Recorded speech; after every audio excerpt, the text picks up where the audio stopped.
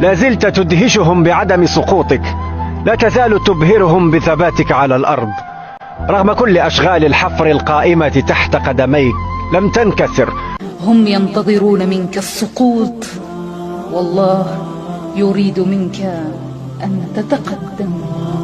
أنت تربيت على أصول غيرك لم يتربى عليها، ولم تبدل رأيك في أنك لا بد أن تبلغ الهدف.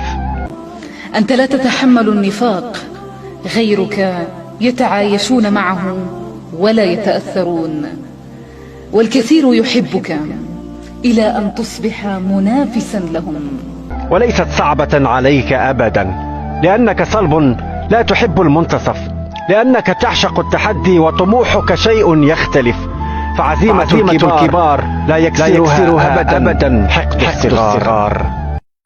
والناس محطات ينتظرون منك السقوط، هم ينتظرون منك السقوط، يريد منك أن تتقدم. فعزيمة الكبار لا يكسرها أبدا حقد الصغار.